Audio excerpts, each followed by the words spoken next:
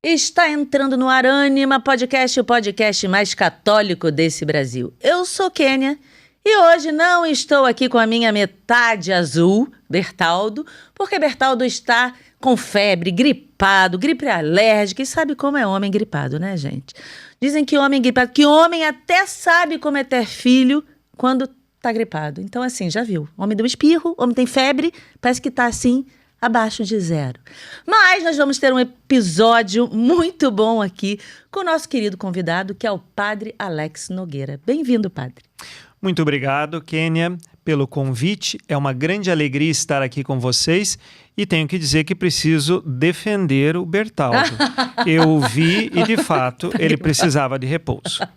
Tá bom, muito bem. Gostei da defesa. Antes da gente iniciar o nosso bate-papo e eu apresentar para quem ainda não conhece o Padre Alex Nogueira, falar para vocês inscreva-se no canal.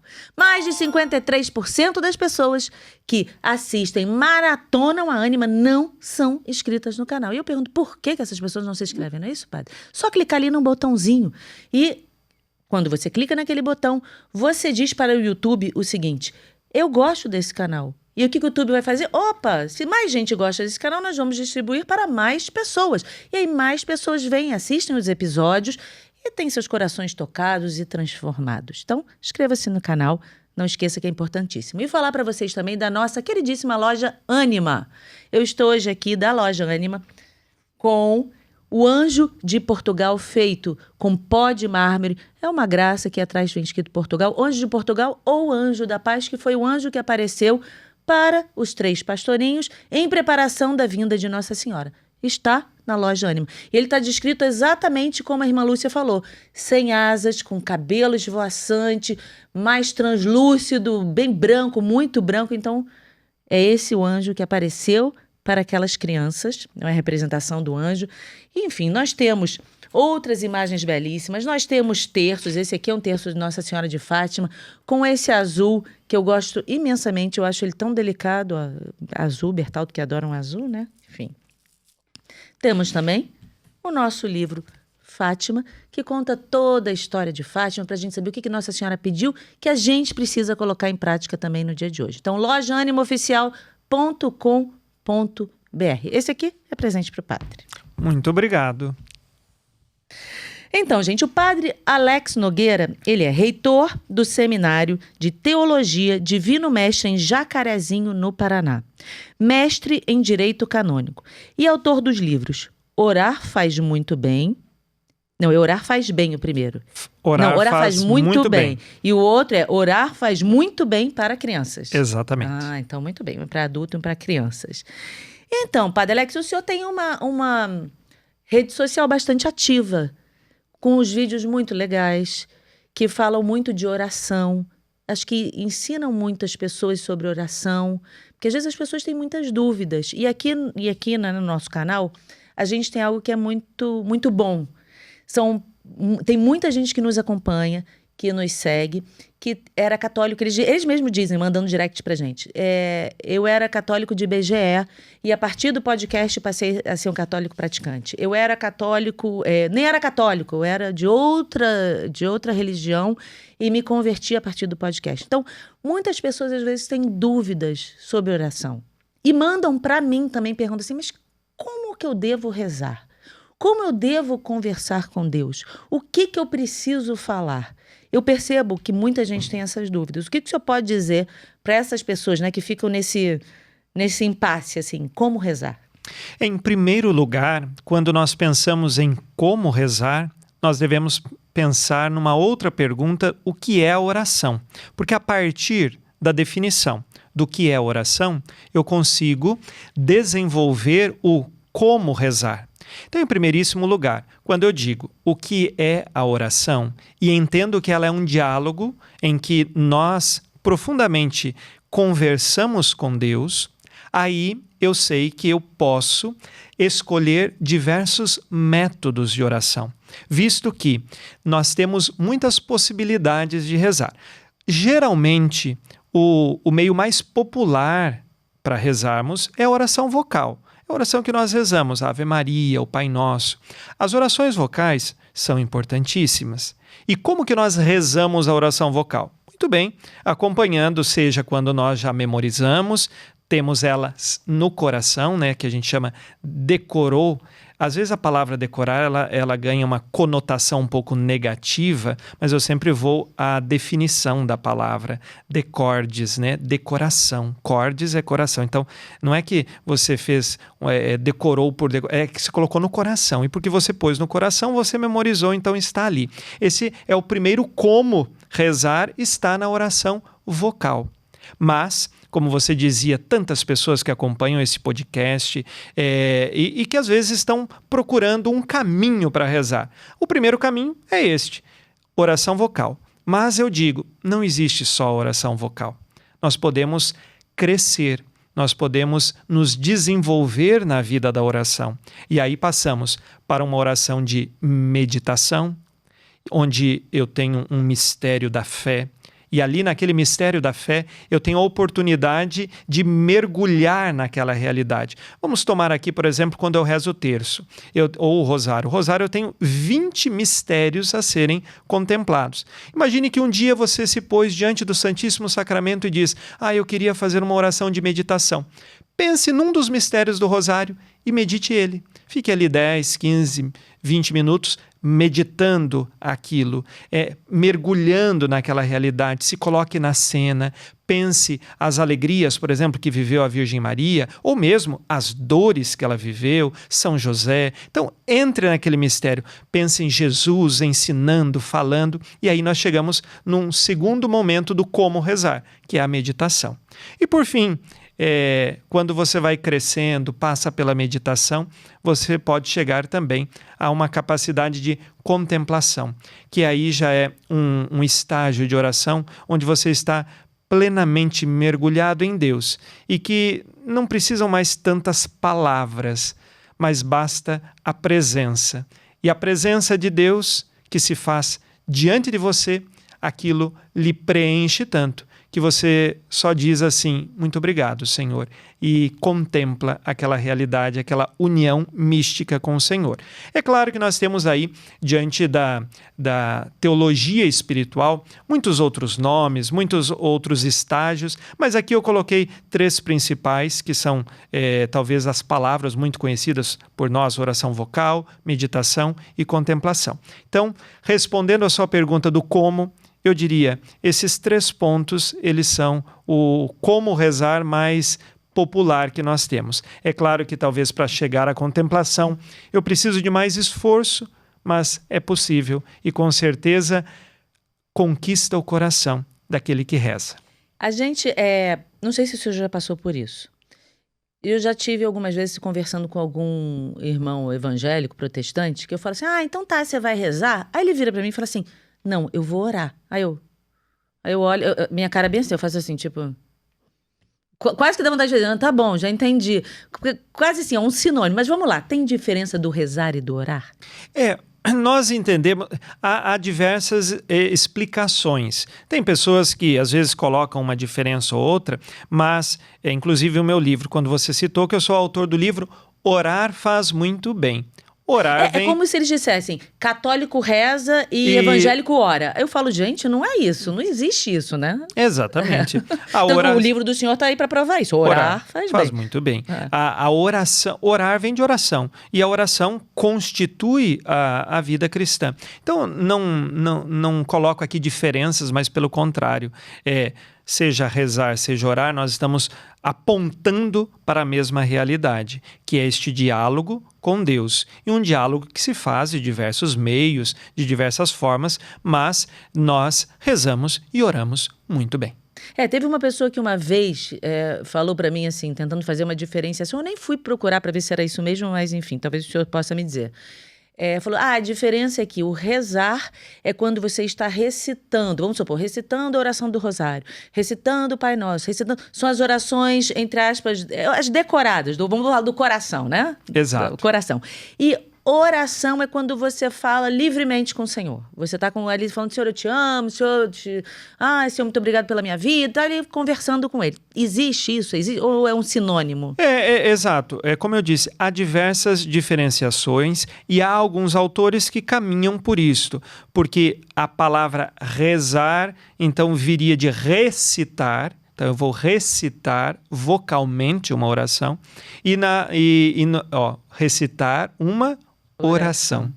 E o conteúdo de uma oração, se ele já está previamente, entre aspas, decorado, eu falo como rezar, e quando eu vou espontaneamente meditar ou contemplar, eu estaria orando.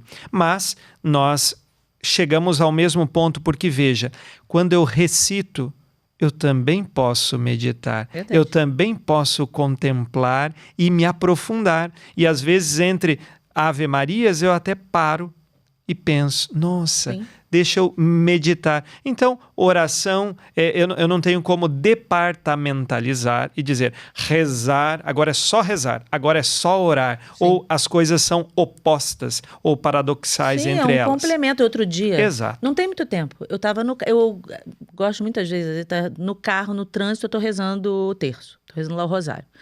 E aí eu estava exatamente no primeiro mistério gozoso. Eu não consegui sair do primeiro mistério gozoso porque eu fiquei justamente contemplando a cena, isso eu dirigindo, e a minha cabeça foi tão longe nisso, eu falei assim, gente, o anjo não foi... Nossa, imagina você ver um anjo. Você vê um anjo, né? A cena está aí no livro, dos 3 pastorinhos, quando o anjo apareceu para eles ficaram aniquilados, eles ficaram 6 horas prostrados no chão, depois que o anjo foi embora, porque eles não tinham nem forças para levantar, de aniquilamento. Aí, com Nossa Senhora, não. O anjo aparece e ele vira para ela e fala, ave cheia de graça. Quer dizer, ele saúda Maria. E eu fiquei viajando nisso. E aí eu não conseguia sair do primeiro mistério. Eu falei, gente, o anjo saudou Maria. Você sabe, logicamente, mas sabe quando você fica pensando naquilo? Eu falei, mas imagina um anjo saudando uma mulher. Então, que mulher é essa, tão cheia de graça, tão especial, tão imaculada, que é para um anjo referenciar e não ser o contrário. Então, exatamente isso. Quando você vai contemplando, quando você vai mergulhando naquilo, aquilo vai fazendo um sentido, e você vai vendo a cena, e você vai falando, Senhor, que maravilha, né? E vai falando com o Senhor, e você vai longe. E aí a gente vai, que não tem limite o negócio, né? E espontaneamente aquilo cresce dentro de nós e acende dentro de nós uma chama, que é a chama da fé, que vai se desenvolvendo e vai crescendo. Eu sempre costumo dizer, mas eu gostaria de rezar, como eu faço? Bom, primeiro, tenha uma disciplina.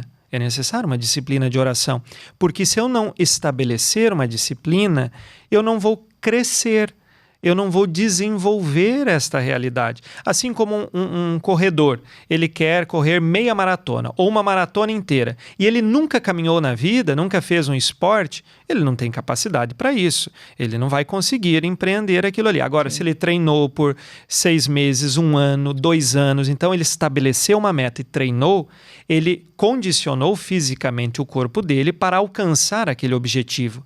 Espiritualmente é a mesma coisa.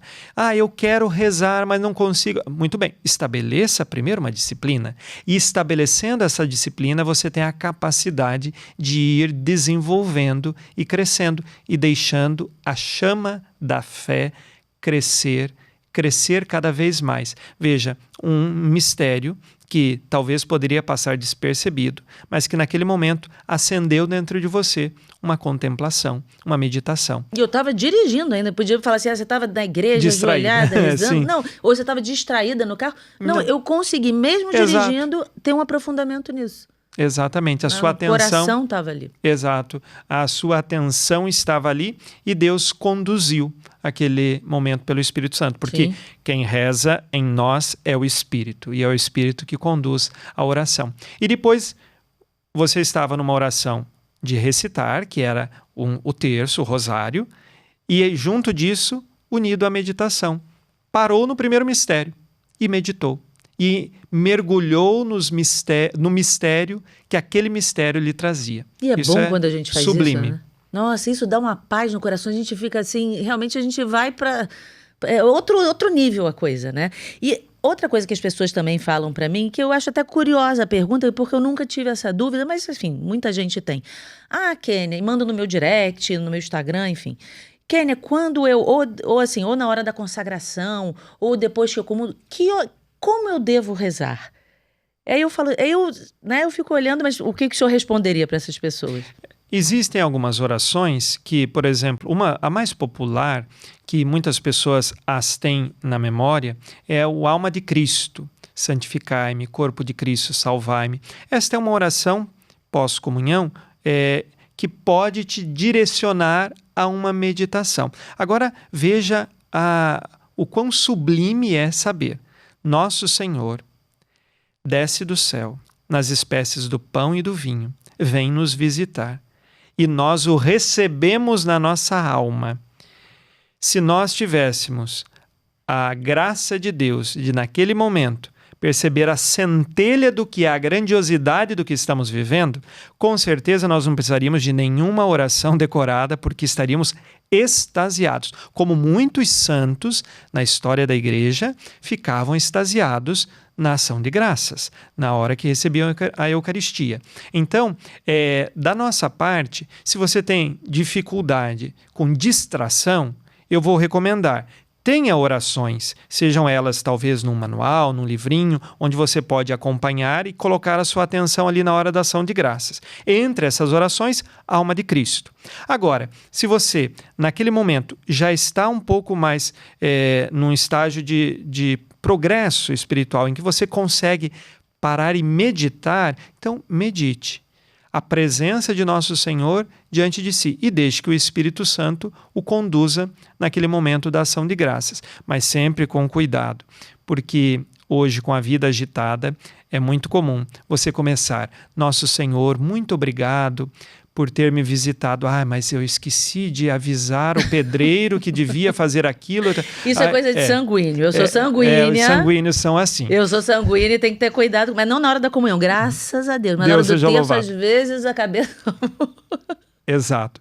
Então, quando se há muitas distrações, eu recomendo. Então, é melhor ter uma oração por escrito, porque ao menos você está exercitando para ter um foco e ter uma atenção voltada ali. Então, essa é a minha recomendação. Isso, até depois da pessoa ter, né, ir progredindo nisso e depois ter um diálogo mesmo com o Senhor. Eu sempre falo, imagina que você sentou do lado do seu maior amigo, da pessoa que você mais ama no mundo, e você está conversando. Senhor, obrigado pela minha vida, obrigado pela minha saúde, obrigado pela minha família. Senhor, olha, muito obrigado, toma conta desse meu filho, vai batendo um papo. Eu sempre falo, bate um papo com o Senhor. É isso, você é filha, ele é pai, está ali te esperando de braços abertos para conversar, então... né? Começa a conversar aí, né? Esse é o caminho. É o caminho de presença. Então, nós notamos a presença de Nosso Senhor. E agora, eu vou ignorar esta presença? Pois é. Porque é muito comum você encontra uma pessoa que nunca a viu em nenhum momento da vida. Aí você senta ao lado dela, mas você não pronuncia uma palavra e não se comunica com ela. Eu estive ao lado dela, eu estive presente. Esteve. Mas você conheceu, você se comunicou? Não.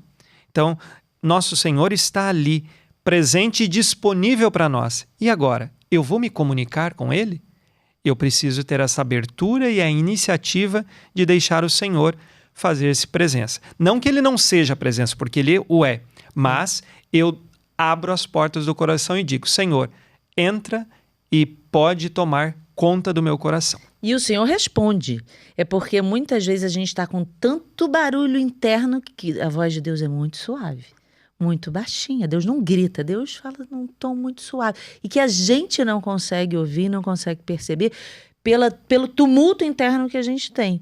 Mas quando a gente vai acalmando, quando a gente vai fazendo esse treinamento, quando a gente, né, vai treinando essa escuta, tudo, a gente sente o Senhor falando no nosso coração. E sente mesmo, a gente sabe, o Senhor está me direcionando por esse caminho, o Senhor está falando para ir por esse outro caminho, né? O exemplo desse fato que você relata agora, da voz suave de Deus, a gente recorda lá no Antigo Testamento a brisa leve do profeta Elias. Deus não estava nem na tempestade, nem no fogo, não, mas estava exatamente naquela brisa suave. E o exemplo que eu dou é como se você estivesse numa festa com um som muito, mas muito alto. Aquele som, ele até te incomoda, mas você está ali. E que tivesse uma pessoa só sussurrando e dizendo seu nome. Alex, Alex. O que está mais saliente? É claro que é o som de lá.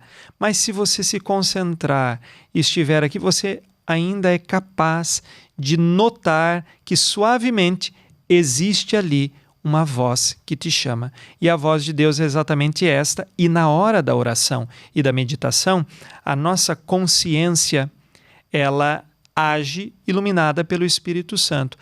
Eu estou com uma dificuldade, eu preciso escolher alguma coisa, eu estou em dúvida, eu não sei por que caminho seguir.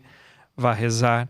Mas não espere, é claro, vir de um alto-falante. Exatamente, aquela voz. Alex, vá para o Quênia, vá por esse caminho. Não vai aparecer assim, né? Com certeza não. Porém, a gente não queria, mas não é assim que funciona. Mas não é assim.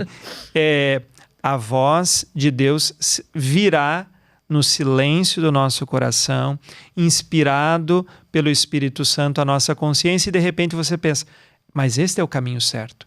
Este é o caminho de alguém que tem fé. E aí eu consigo chegar a um reto discernimento nesse momento de meditação. Que alguns chamam de intuição. Eu tive uma intuição. Mas no fundo foi a intuição, foi a voz do Espírito Santo soprando ali no seu coração. Faça isso, vá por aquele caminho, né? E você achando, fui eu que tive essa brilhante ideia. Não. E às vezes tem algumas pessoas que ainda ficam com dúvidas da intuição. Aí eu sempre digo assim, pegue a intuição e a coloque debaixo dos mandamentos de Deus. Está de acordo com os 10 mandamentos? Está de acordo com os 5 mandamentos da igreja? Está.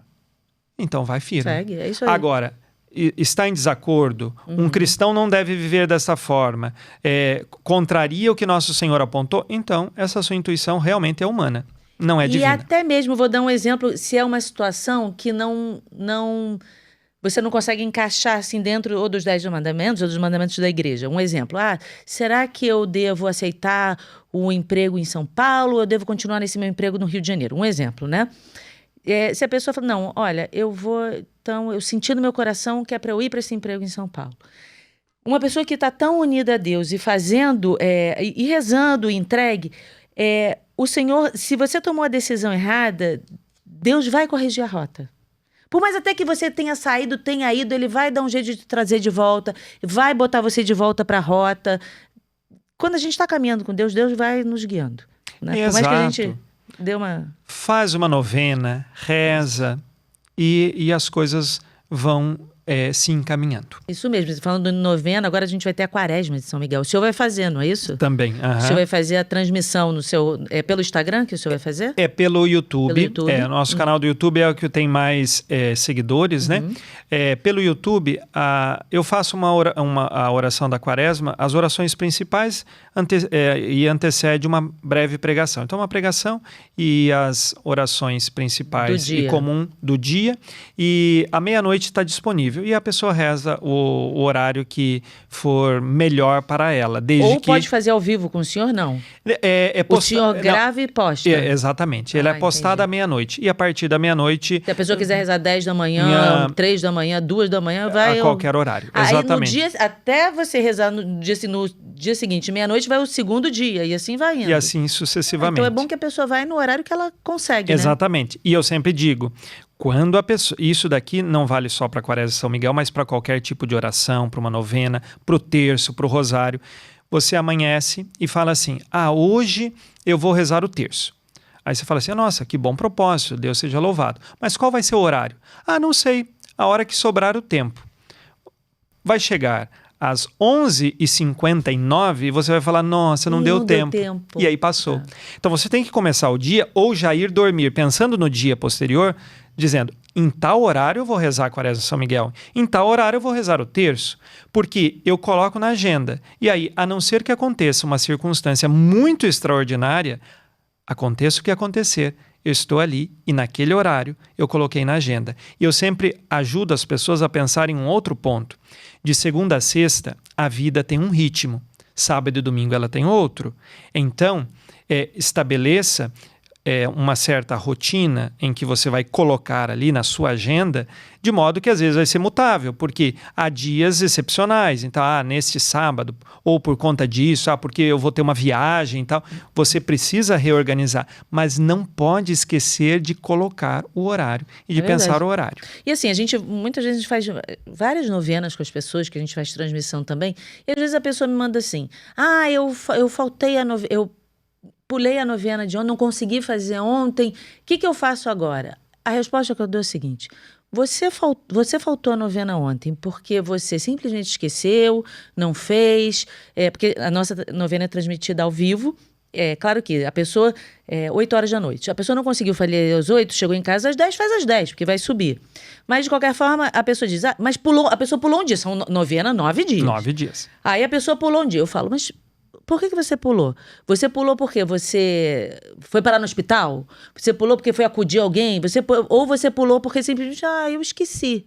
Aí vai da tua consciência com Deus. Se você não deu bola o suficiente para a coisa, saber que você não conseguiu manter 9 dias, você quer muito aquela graça, durante 9 dias você não conseguiu se manter firme para pedir aquela graça, começa de novo. Agora, não, eu tive realmente um empecilho. Eu falei, Deus sabe o que aconteceu com você. Deus vê o coração. Deus sabe se foi preguiça, se você foi relaxado com o horário, ou se realmente você teve algo sério, justificável para aquilo. Se foi algo sério, justificável, ok, você continua, faz a tua sequência, e no último dia você pega e faz mais um para compensar. Se não, começa de novo e bota na tua cabeça, tem 9 dias de uma disciplina. Porque, imagina numa quaresma, se 9 dias a pessoa já capenga, já cai, já não sei o quê, se na quaresma não for muito foco, a pessoa... E aí tem gente que é aquela coisa, né? Já viu aquela frase que a pessoa diz assim, já que eu tô no inferno, abraço o demônio? Ou seja, fez um pecadinho, larga tudo pra lá? É mais ou menos, já perdi um dia, agora ladeira abaixo, né? E não, retoma, vai. Exatamente. Ainda mais 40 dias, que é um período mais longo, falhou um dia, você pede perdão a Deus e respira fundo e segue. E vamos adiante. Caiu, levanta. E assim vai isso. adiante. Porque senão a pessoa vai ficar parar em tudo, né? E por que o senhor acha que é tão importante as pessoas fazerem a quaresma? Bem, eu sempre digo, a quaresma de São Miguel, ela não é uma obrigação canônica, nós não temos na legislação da igreja. Porém, você pensa, o que eu faço num tempo de quaresma, como é a quaresma da igreja em preparação para a Páscoa? É um tempo de oração, penitência e caridade. Empreender um tempo de oração, penitência e caridade a mais na sua vida espiritual, isso vai ser um mal para você? Não. De jeito nenhum. Com certeza será um passo a mais no seu crescimento espiritual. Então, por que você não dá uma chance para você crescer mais ainda? Então, embora não seja por uma obrigação canônica, é de fato uma escolha que eu posso fazer com o intuito de crescer espiritualmente. E no final deste tempo, eu vou ter rezado ininterruptamente, ou às vezes até caí um dia, mas levantei e continuei, mas eu vou ter rezado com regularidade, o que vai te ajudar, depois, terminada a quaresma, no próximo dia você falar assim, nossa, está faltando alguma coisa, o quê? Oração. Então vamos por oração. Porque aí terminou a quaresma. Pode ser que você não vai rezar as orações da quaresma, mas pode usar aquele tempo que você se habituou a rezar, sejam ele 10 minutos, 15, ou mesmo o rosário, né? Você se habituou àquilo, vamos continuar. É propósito consolidado na vida espiritual, para que abandonar? Permaneça. Sim, eu faço até continue. Uma comparação. Por exemplo, eu passei um tempão, malhava muito, depois parei de malhar e agora voltei. Hoje já virou uma rotina para mim. Eu tenho que levantar, todo dia eu tenho que ir para academia, tenho que treinar. Porque você entra num processo que aquilo tem 21 dias para você adquirir um novo hábito. Então, imagina, fazendo uma quaresma você adquire um novo hábito. Então, porque já passou de 21 dias, né? E é como se fosse um exercício espiritual. Não existe lei canônica nenhuma também que fale para uma pessoa ir à missa todos os dias. Mas, por exemplo, nós vamos à missa aqui todos os dias. E a diferença que é ir à missa todos os dias e não ir... E, você pode, cumprir o preceito, vai à missa todos os domingos, você vai estar ali dentro da lei. Mas quando você dá o passo a mais e vai à missa diariamente, o quanto isso faz diferença na sua vida? O quanto isso é espetacularmente... E quando você não vai, por algum motivo, você sente uma falta absurda. Você fala, gente, eu preciso disso. Eu até deixo de dica para as pessoas, quer ver, eu vou até mostrar. Esse aplicativo aqui que eu baixei chama... Eu fui procurar saber quem fez esse aplicativo. Ele é um homem que mora na cidade Ave Maria, nos Estados Unidos. A gente fez até um podcast com o Padre Leandro, que mora lá. Não sei se o senhor conhece essa cidade. É uma cidade nos Estados Unidos, católica, chamada Ave Maria. Foi construída com esse intuito. A universidade é católica, tudo é católico. É um espetáculo. E aí eu baixei esse aplicativo chamado Horários de Missa. Você está vendo aqui, olha, um laranjinha. Uhum, já ouvi falar. Esse Horários de Missa aqui, quando a gente clica, é porque eu estou no modo avião. Ele abre e mostra cada igreja que tem de sala. Então, vamos supor que eu fui para o Paraná. Correto. E tô lá no hotel. E aí eu pego e falo assim, mas como é que eu vou saber o horário de missa aqui? Aí eu abro o aplicativo, ele vai estar o ponto onde eu tô e vai mostrar todas as igrejas que estão ao meu redor. E quando você passa em cima, você coloca o cursor em cima, abre uma caixinha dizendo, igreja, aqui, Santuário Nossa Senhora de Fátima. Missas, segunda, sexta, tal hora, sábado, tal hora, domingo, tal hora. Então aí você vai vendo, olha, aqui eu posso ir, não, dessa aqui que tá mais perto, olha, mais perto, eu entendo daqui a meia hora, tô indo lá. Isso é de uma praticidade. Esse aplicativo ajudou muito. Eu e o Bertaldo, a gente esteve em São Paulo agora, na semana passada, e a gente fazia assim, porque a gente queria a missa também todo dia lá. Uhum. Aí a gente botava no aplicativo, olha, aqui tem missa meio-dia, e aqui tem 11h30, então vamos nesse aqui de 11h30. Aí depois outro dia, não, agora não vai dar 11h30, mas 18 horas a gente consegue ir. E a gente estava lá no centro da cidade, aí botava a igreja, e os horários são super atualizados. Tem inclusive embaixo assim, quando foi atualizado o horário. Então, muito difícil você chegar e dar com a cara na porta numa igreja ali. Eu falei, gente, um espetáculo esse aplicativo. Então, falando em oração, em que não está na regra, mas o quanto faz bem pra gente, quanto mais a gente estiver ali em contato com o Senhor, rezando, mais bênçãos e graças a gente alcança, né? Exato. Eu faço a comparação com o salário mínimo. Então, hoje é estabelecido, por exemplo, no Brasil, que existe um salário, ninguém poderia ganhar abaixo daquele salário, aquele é o piso, é o mínimo. Porém, a pessoa pode progredir no seu trabalho e ir para um cargo melhor e começar a ganhar mais. Isso é possível. Transfere isso para a vida espiritual. Então, você vai querer ser um católico de salário mínimo, então do mínimo necessário. Bem, então, para que eu não esteja em pecado grave, eu não vou à missa, eu vou à missa apenas aos domingos e pronto. Então, isso é o que me basta. Mas eu posso progredir? Então, eu posso ir à missa diária, ou 3 vezes por semana, ou mais de uma vez por semana, exatamente olhando para a sua vida espiritual e não querendo viver o mínimo do mínimo, mas crescendo, progredindo espiritualmente. Aí está um caminho, com certeza, para a santidade, porque nós não fomos feitos para coisas pequenas, nós fomos feitos para o céu, gente, nós somos isso. cidadãos do céu. Eu adorei isso, vou utilizar isso, para não ser um católico de salário mínimo. Exatamente. Vamos embora receber mais. Não é bom quando você recebe mais bênçãos, mais tudo, você recebe mais dinheiro, você consegue fazer mais coisas, você passa, né, adquirir, você tem outras possibilidades, e com a oração é a mesma coisa. Eu gostei imensamente disso. Exatamente. Não podemos ser católicos. Visão.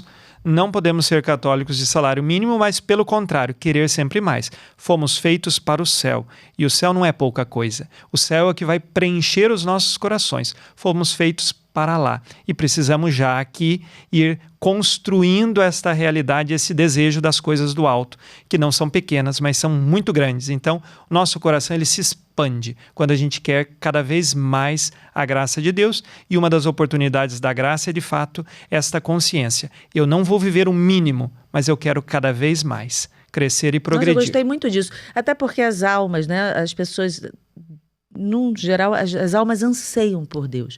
Muitas vezes elas não conseguem perceber isso. Então, como adolescentes revoltados, que se fecham, que né, não quero saber de Deus, pra quê? Que bobagem, rezar coisa de gente piegas, de carola, de velha beata, de não sei o quê. Aí fica falando milhões de coisas. Mas no fundo, toda alma deseja Deus. Toda alma quer estar ligada a Deus. Mas é você abrir um pouquinho ali, dar uma brecha, né, no teu coração para a coisa acontecer. Nós temos que ir expandindo o nosso coração cada vez mais. A prática das virtudes, ela faz exatamente isso na nossa vida. Nós vamos expandindo o nosso coração. E é interessante, a graça de Deus ela é infinita.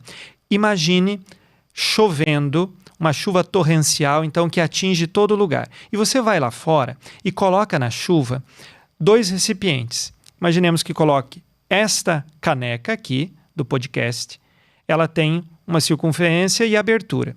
E vai lá e coloca uma bacia grande. A chuva é a mesma que cai na caneca e que cai na bacia. Porém, qual dos dois recipientes recebem mais água? Com certeza a bacia. Então, imagine isto no seu coração. Quanto mais você vai dilatando o seu coração de amor a Deus, mais você vai recebendo esta graça. E é uma graça infinita e contínua que quanto mais você expandir, mais graça teremos. E isto é infinito, é infinito. É claro que nós somos finitos, mas Deus é infinito. E aí quanto mais nós vamos expandindo, mais nós damos lugar para a graça de Deus na nossa vida. Isso se faz na virtude, na oração. É verdade, isso é tão bom, né? E quanto mais a gente vai caminhando na fé, e eu vivo isso na minha vida, eu falo assim, caramba, olha como e cada vez é uma graça nova, uma bênção, um sentimento novo, uma emoção diferente. Não tem um costume, tô rezando, é a mesma coisa, não existe isso. Aí você vê algo que você fala, caramba, como isso pode acontecer assim? Você fica surpreso, aí você tem uma surpresa, você fica grato. É tão bom, né? Exatamente, com É uma certeza. felicidade assim que não termina. Né? E cada vez mais a gente vai indo. E o senhor sabe qual é a origem da Quaresma de São Miguel? Como é que ela surgiu? Sim. São Francisco de Assis, estamos aí lá no século XIII.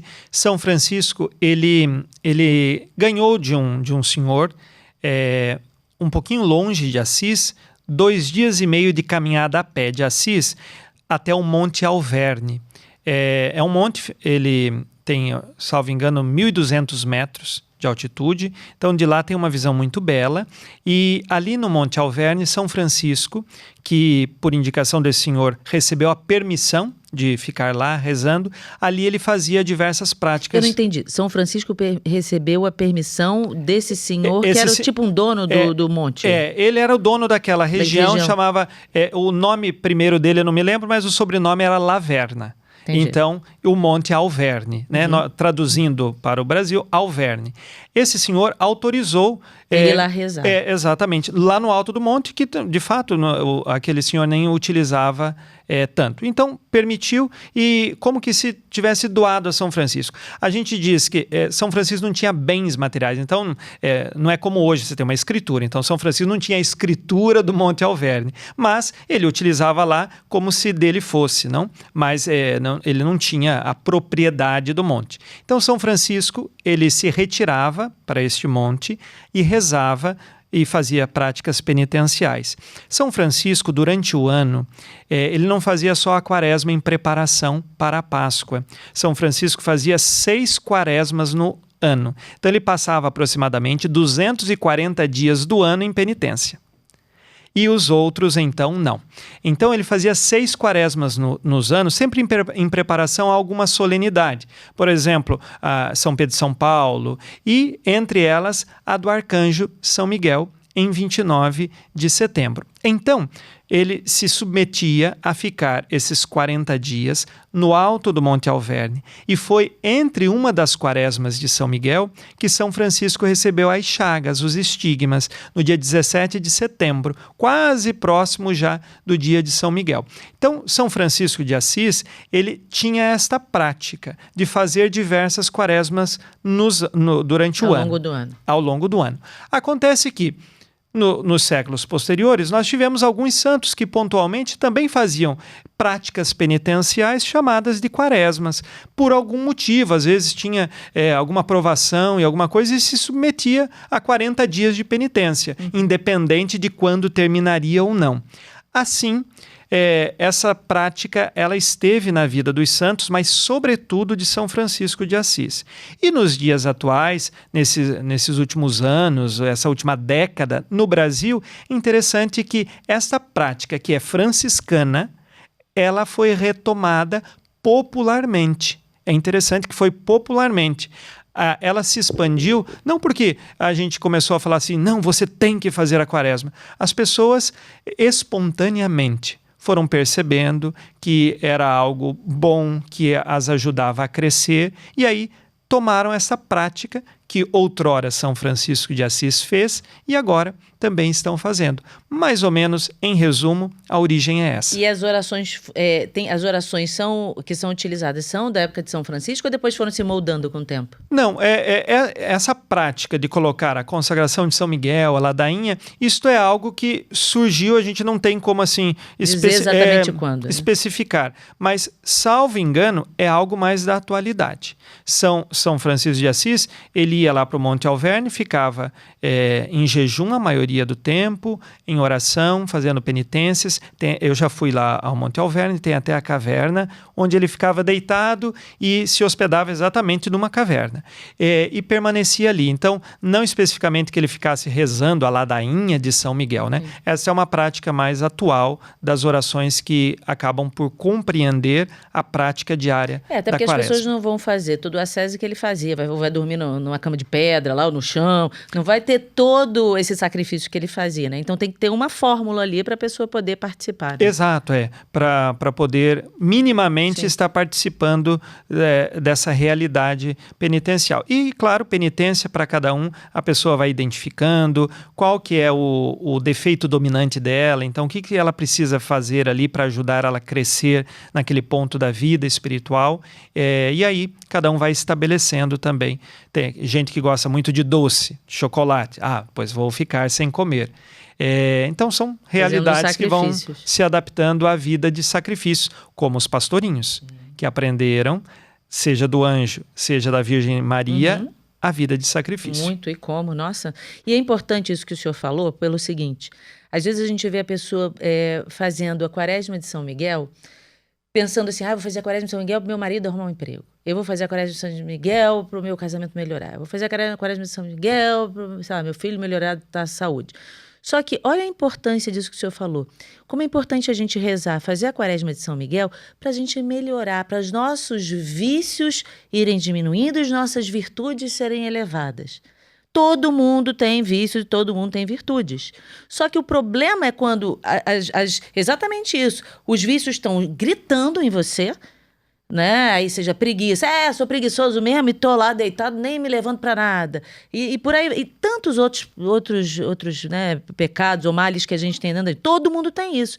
Só que a gente tem que diminuir esses vícios, eles vão continuar existindo na gente, mas a gente tem que ir abafando eles, botar ele pequenininho, enjaular, né? Vai enjaula ele, deixa ele lá pequenininho e pega as qualidades e vai insuflando para você melhorar, ser uma pessoa mais caridosa, ser uma pessoa mais paciente, ser uma pessoa mais dócil, por aí vai, né?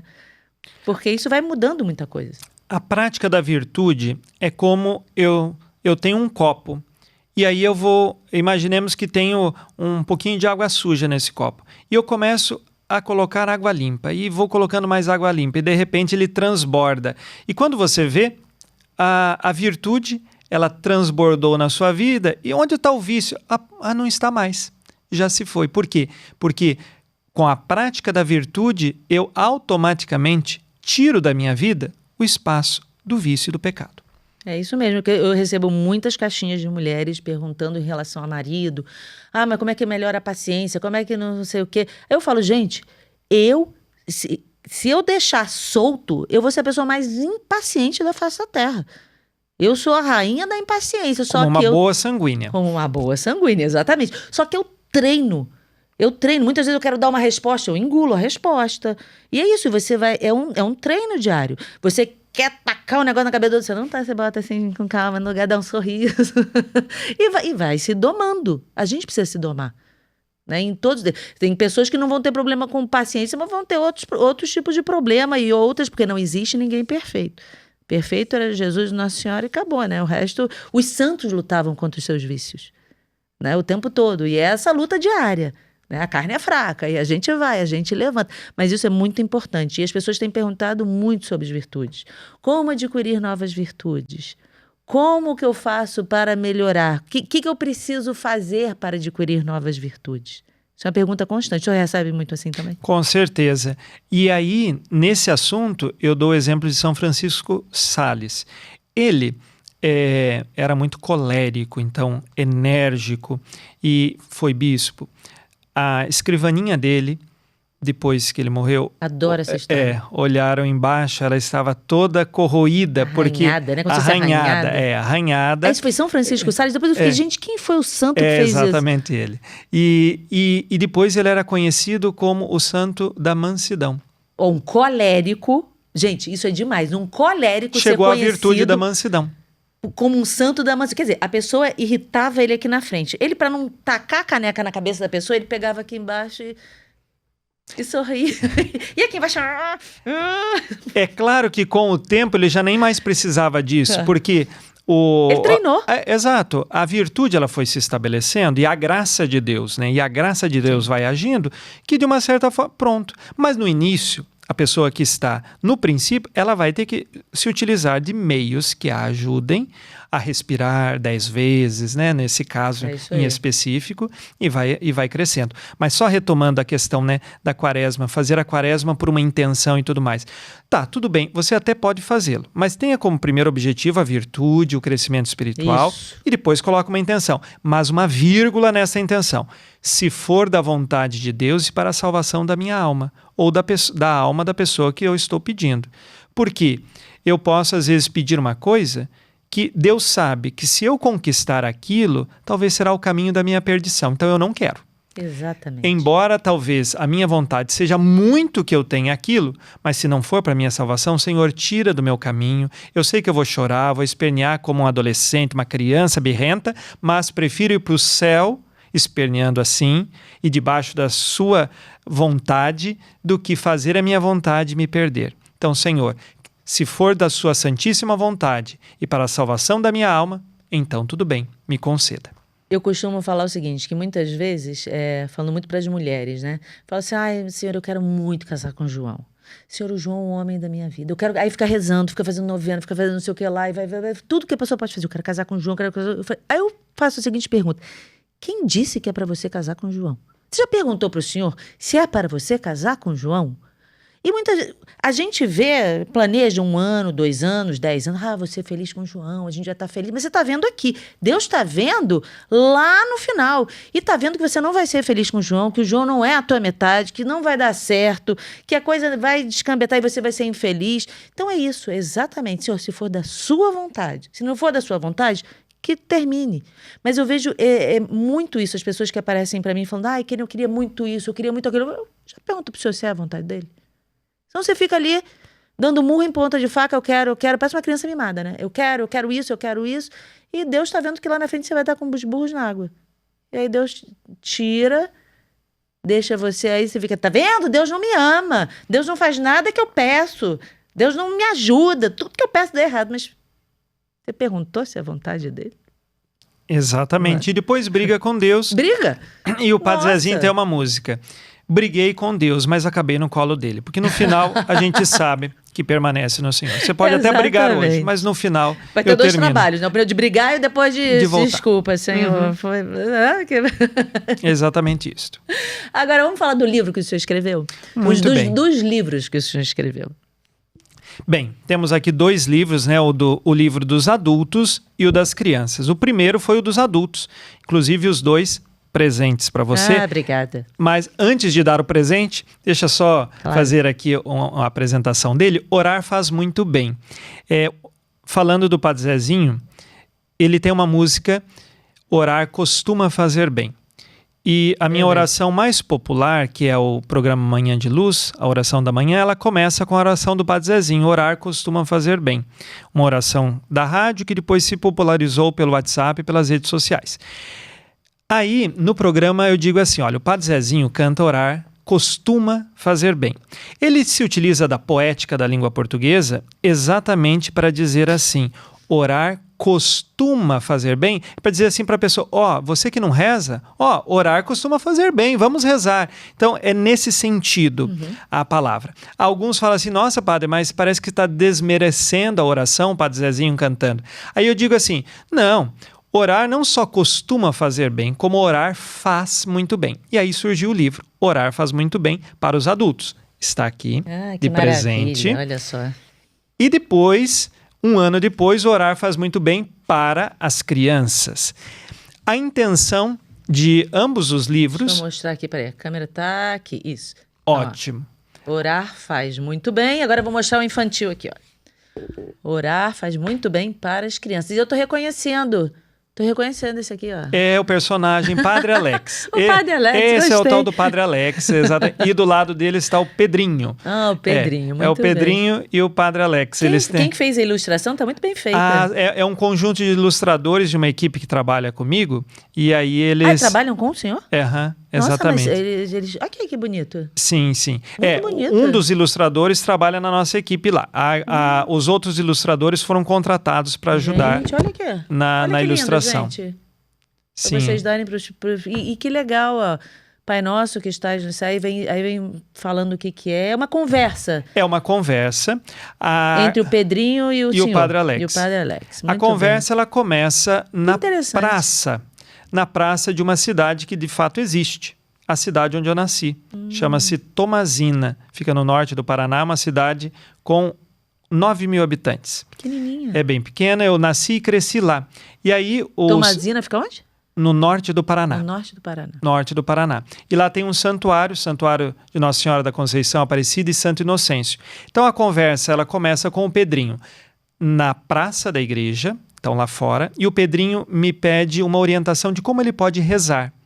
E a partir dessa pergunta do Pedrinho, o nosso diálogo desenvolve e eu vou ensiná-lo a rezar a partir do Pai Nosso. Então eu ensino ele a rezar o Pai Nosso e vou explicando cada uma das partes do Pai Nosso. Que lindo. Começamos na praça e depois ingressamos dentro do santuário. E lá no santuário, com as pinturas que são reais e verdadeiras do santuário, eu vou explicando para ele a oração do Pai Nosso. Então, tem Nosso Senhor Rei, então eu vou falar do Venha a nós o vosso reino. O senhor fez realmente a igreja lá toda essa ilustração ela é verdadeira. Olha. É a ilustração... Reproduz a igreja exatamente. Na segunda ou terceira página do livro está a igreja. Olha aqui, é como se fosse a igreja lá. Exato, exatamente. As janelas da igreja e nós estamos ali. O Pedrinho, por acaso, era o senhor pequeno, como se o senhor tivesse... como se o senhor quisesse... que alguém tivesse feito isso com o senhor ou não? Eu não pensei.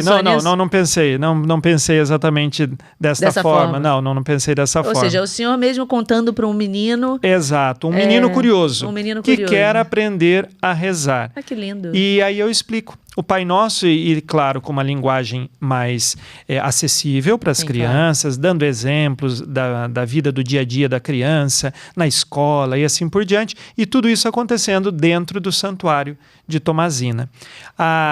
O livro das crianças ele é o segundo, né? Porque o primeiro foi o dos adultos.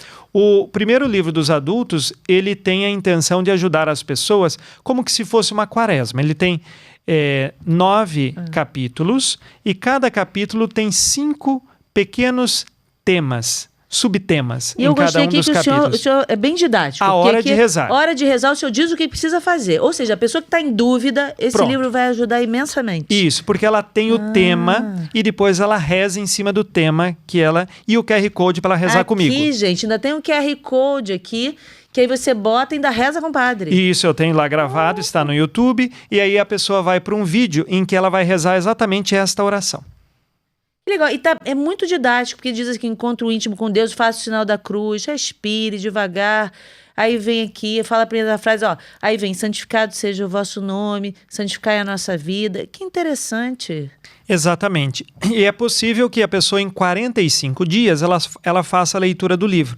É até dessa forma que eu oriento ler o livro. Ou seja, fazer devagar. Não vai ler 15 páginas no momento, não. É um pedacinho por dia. E em 45 dias uma rotina de oração se estabelece. Se você tem dificuldade de como rezar, coloca o QR Code, reza comigo e você vai estabelecendo esse caminho de oração. Ou seja, a pessoa ainda trabalha a disciplina. Exato. Porque ela sabe, não, mas eu quero rezar, eu quero ler 20 páginas. Não, você não vai ler 20 páginas. Pera lá, você vai ler aqui essa parte aqui desse capítulo aqui, e aí você vai pegar e vai fazer essa oração. No outro dia você vai pegar outra parte e vai fazer outra oração. E assim vai indo, você vai fazendo uma construção no seu dia a dia. Gente, que interessante isso. E eu pensei nisso porque há muitas pessoas que às vezes estabelecem certas metas que são impossíveis. Ela chega falando, agora eu vou mudar de vida e agora eu vou fazer tudo diferente. Quase quando vira o ano novo, né? Agora eu vou entrar na academia, eu vou emagrecer 87 quilos, eu vou fazer isso, eu vou fazer aquilo. Não faz nada. E aí a pessoa, vamos pensar, a pessoa rezava 2 minutos por dia e agora ela falou que vai rezar 4 horas por dia. Vou acordar 3 horas da manhã para rezar. E vou fazer. Aí não, ela vai, pouquinho por dia. A pessoa até tem vontade de ler o próximo, mas não. Se acalma, medita o que você recebeu hoje de conteúdo e espera o amanhã. Mas sabe uma coisa boa? Uma pessoa que já... Não tem problema, a pessoa sabe rezar, ela precisa desse livro também para ter essa disciplina. No sentido, a pessoa não precisa dessa orientação para oração, não tem problema, mas você vai se disciplinar a fazer um pouquinho por dia. Então, o livro vai ajudar muito essa pessoa também. Sim. Na virtude, para adquirir a disciplina na sua vida. A disciplina. E de modo que, como são pequenas meditações, então a pessoa, o que será que eu vou meditar hoje? Pois siga o livro e a cada dia você tem uma meditação. E é em cima do Pai Nosso também. É em cima do Pai Nosso. Cada capítulo é um pedaço do Pai Nosso. E aí eu vou explicando cada uma das palavras da oração do Pai Nosso. Eu sempre digo assim, quantas vezes você já rezou o Pai Nosso na sua vida? Muitas, milhares de vezes. E você conhece o conteúdo desta oração, a profundidade que tem esta oração? Aí, portanto, eu escrevi o livro para ajudar a pessoa a conhecer aquilo que ela reza. Não só saber dizer da boca para fora, mas que aquilo tem uma profundidade, entre no coração e ela conheça. Quando eu digo Pai Nosso, a palavra Pai, Abá, bíblico, a realidade do paizinho e assim por diante. E a gente segue. Interessante. Olha, eu que já rezei trocentas vezes o Pai Nosso, eu que, enfim, eu vou ler. Eu vou ler cada partezinha dessa antes de dormir. Eu vou deixar do lado da minha cama. Isso. E cada noite eu vou fazer uma parte. Um pedacinho. Gostei imensamente. Muito interessante. Porque é algo que é possível de ser feito. A pessoa não fica, é muita coisa para fazer. Eu vou conseguir, eu não vou conseguir. Ela não vai ter essa... Exato. O senhor quer mais água? Ainda tem? Um pouquinho mais. Por favor. Passa aqui a caneca que eu dou aqui para ele. Agora, deixa eu fazer uma pergunta para o senhor. Como é que foi a vocação do senhor, para o senhor decidir ser padre? Porque o senhor é um padre muito jovem. Sim. O senhor foi ordenado quando? Eu fui ordenado em 2013, padre. Diácono em 2012, 2013, padre. Lá no sul, em Jacarezinho. Jacarezinho, no estado do Paraná. Jacarezinho, ela está no chamado Norte Pioneiro do Paraná, que estamos bem na divisa já com São Paulo. Jacarezinho está a 20 quilômetros de Ourinhos. Ourinhos já é São Paulo. Então, é bem na divisa com o estado de São Paulo. Tomazina já é um pouco mais a sul, onde eu nasci. Então, eu nasci em Tomazina, cidade pequena, 9 mil habitantes. É um condomínio do Rio de Janeiro, Tomazina. Provavelmente. Há prédios aí que... Pois tem condomínios aqui que tem isso. Que tem muito mais do que isso. Então, é uma cidade do interior do Paraná, colonizada por mineiros, pessoas de muita devoção e de muita fé católica.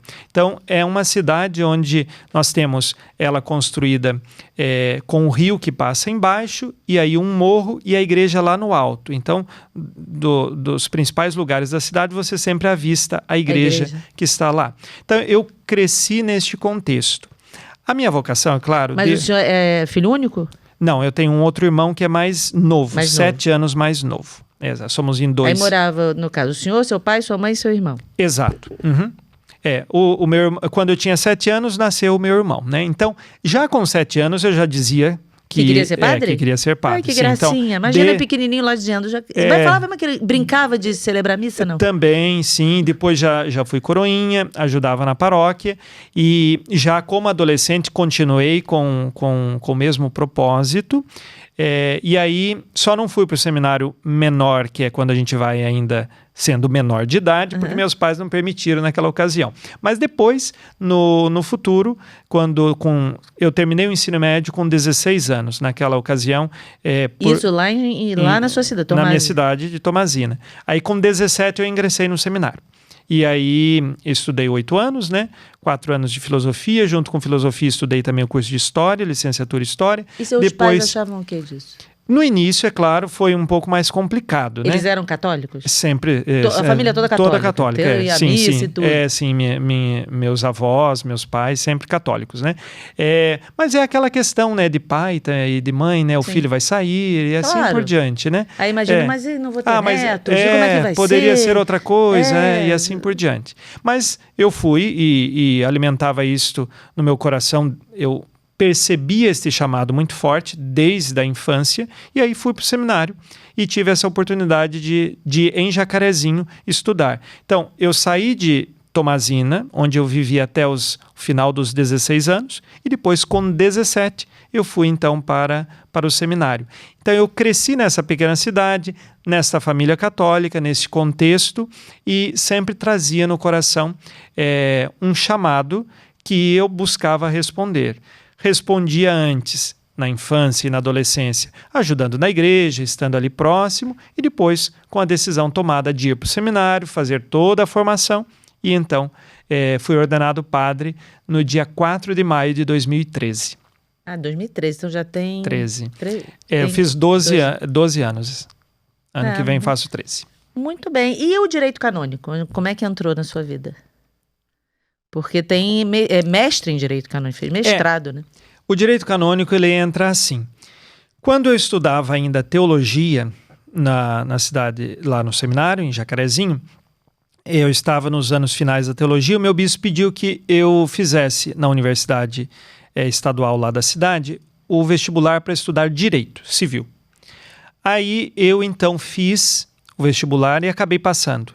Quando você vai fazer um vestibular sem muito interesse, você acaba passando, né? É assim que funciona. A pessoa com muita atenção... Quando tá com muita vontade... não passa, né? Então, foi isso. Aí eu comecei a estudar Direito Civil, mas eu percebia, e eu já estava nos anos finais, logo fui ordenado diácono e estava estudando ainda, e aí eu percebia que eu seria muito mais útil para a igreja se eu estudasse no âmbito canônico, do direito canônico, do que no direito civil. E aí, em diálogo... Mas teve algum motivo para ele pedir para ir para o Ele queria que um padre fosse advogado. Entendi. Seria exatamente isso, né? E aí me solicitou. Mas aí eu percebia que eu seria muito mais útil. Porque hoje, no direito civil, as coisas são bem departamentalizadas. Então, nenhum advogado advoga em todas as áreas. Verdade. São áreas específicas. Sim. Então, se a diocese precisa de uma área trabalhista, então ela vai contratar um escritório trabalhista com especialidade. A área penal, a área civil... Não dava para um padre fazer tudo, né? Tudo. Não é tipo, você é um médico que vou ser especialista em tudo. Não, ou vai ser um clínico geral e vai dar um pitaco aqui, outro ali, mas não dá para ser um bom ortopedista, um bom cardiologista, um bom, né? E aí foi o caminho da troca, né? Então eu suspendo o direito civil e aí começo o direito canônico. Aí eu estudei o direito canônico e de fato gosto da área do direito. Aí concluí o direito canônico, depois fui chamado também para lecionar no mesmo lugar onde eu fiz o mestrado e onde inclusive eu ainda leciono, em Londrina. E aí tive essa oportunidade de me aprofundar nesta área da igreja, nessa área da teologia, que ajuda muitas pessoas, porque automaticamente eu não só dou aula de direito canônico no seminário, no mestrado, mas também trabalho no tribunal eclesiástico, né? Eu sou um dos juízes do tribunal e a gente ajuda pastoralmente a igreja neste âmbito, sobretudo das novas uniões e assim, pessoas que querem nulidade do matrimônio e assim por diante. Então trabalhamos nesta área. E aí fica em Jacarezinho mesmo o Tribunal Eclesiástico? Hoje nós temos, em 2018, com um número suficiente de formados em direito canônico, o bispo pode, então, criar o seu próprio tribunal. Então, em 2018, isso foi concretizado. Antes, nós éramos da jurisdição de Londrina e aí depois foi criado, então, o Tribunal de Jacarezinho. E aí, desde 2018, com a criação, eu trabalho no tribunal. Estamos aí há 7, 8 anos. A gente tem falado muito isso para as pessoas. Aqui, eu e Bertaldo, a gente sempre bate nessa tecla. Ninguém está incentivando ninguém a separar de ninguém, buscar nulidade de nada. Mas, a partir do momento que a pessoa já está separada e já está vivendo uma segunda união, a gente fala, busque uma orientação. Vá, procure o tribunal eclesiástico, procure um advogado canônico. Não fique nessa situação. Resolva a sua vida. Vá ver se o seu caso é um caso de nulidade. Porque muitas vezes a pessoa está numa segunda união podendo ter a nulidade e aí sim regularizar a sua situação, se casar, ter ali o sacramento do matrimônio com aquela pessoa, voltar a ter uma vida sacramental e sair daquele, né, do que está. Porque às vezes recebo várias mensagens de pessoas assim que estão sofrendo e falam, eu sofro muito por não poder comungar, eu sofro muito por não poder me confessar, mas eu falo, mas já procurou o tribunal eclesiástico? Aí eu falo, não. Eu falo, mas por quê? Você provavelmente bota aí um motivo, não posso dizer 100% que tem, mas tem grandes chances de ter uma boa causa aí para ter nulidade e você resolver a sua situação. Mas as pessoas, assim, muitas vezes falta um pouco de orientação, porque elas não sabem isso. E a gente fala, a gente está sempre falando muito disso. Agora, eu acho que em alguns tribunais onde a cidade é maior, né, falta também, eu não sei se falta advogado canônico ou se é pouco juiz para julgar as causas, porque é muita coisa, né? Faltam ministros capacitados, porque para você ser nomeado, por exemplo, um defensor do vínculo, que é dentro da parte do Ministério Público, ou um juiz, é necessário ter a formação mínima de mestrado em Direito Canônico. Às vezes, a assinatura apostólica, que é o Tribunal Apostólico, ele até concede licenças, mas é por um tempo. A pessoa que não tem a titulação, mas tem um certa prática e conhecimento, ela pode atuar como juiz, por exemplo, por uns 3, 5 anos. Mas vencido esse tempo, ela tem que ter tido a titulação, porque senão ela perde o ofício. E aí, num tribunal, vamos pensar assim, numa cidade de 1 milhão de habitantes, aí você tem um tribunal onde tem só 10 pessoas formadas, você sabe que vai ter fila e que vai demorar. Aí. Infelizmente, a estrutura, ela exige pessoas com um conhecimento muito especializado. Né? E se você não o tem, também você não pode nomear qualquer pessoa, claro. Porque, veja, nós estamos aqui, um tribunal eclesiástico, ele tem um objetivo, no caso do matrimônio, que é verificar uma dúvida. Esse matrimônio, dito sacramento, ele valeu ou não valeu? Porque é uma resposta muito séria. Você tem que chegar à certeza moral de que aquele matrimônio ele não valeu para declarar a nulidade dele. Então, é um trabalho que deve ser feito com muito cuidado, com muito apreço e por pessoas capacitadas. Mas para capacitar pessoas, leva tempo. E precisa ter também pessoas disponíveis. Veja, a igreja, nós sabemos que sempre tem espaço para mais padres. Né? A messe é grande, os operários são poucos. O mesmo se repete no tribunal eclesiástico. A messe é grande, mas os oficiais do tribunal são poucos. Mas para ser um advogado do direito canônico não precisa ser padre, não é isso? Não. Mas e para ser o juiz? Para ser juiz, necessariamente não precisa ser padre. Pode ser um leigo, pode ser um juiz, desde que ele tenha a devida formação e a titulação. Aí, no caso do matrimônio, é um colégio de juízes que julgam. Sempre são 3 juízes, 3 ou mais. Tem possibilidade de ser 5, 7, sempre número ímpar. Mas o mínimo são 3 juízes. Daí, no caso do colégio que vai se formar ali, 2 podem ser leigos, e um obrigatoriamente tem de ser clérigo. Sempre vai precisar ter um juiz padre. Isso. E o vigário judicial, que entre aspas seria o juiz presidente, que preside todo o tribunal, este tem de ser sacerdote. Tá? O vigário judicial não vai poder ser leigo. É o que toma conta daquele tribunal, precisa ser um sacerdote. É o meu ofício lá no Tribunal de Jacarezinho. Eu sou o vigário judicial no Tribunal de Jacarezinho, então eu tomo conta do... E o senhor tem mais quantos juízes com o senhor?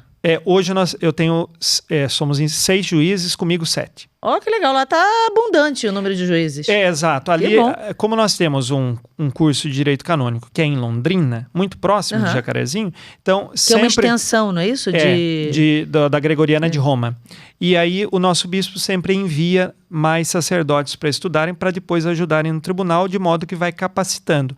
O que dá também certa celeridade no processo, porque você tem mais pessoas capacitadas, mais pessoas trabalhando, e isso desenvolve mais o nosso trabalho também. Agora, vou fazer uma pergunta aqui que eu não sei se o senhor vai gostar, mas vou fazer. É possível uma pessoa, por exemplo, eu casei no Rio de Janeiro, moro no Rio de Janeiro, me separei do meu marido, estou em segunda união. A pessoa obrigatoriamente precisa abrir o processo no Rio de Janeiro ou ela pode abrir lá em Jacarezinho?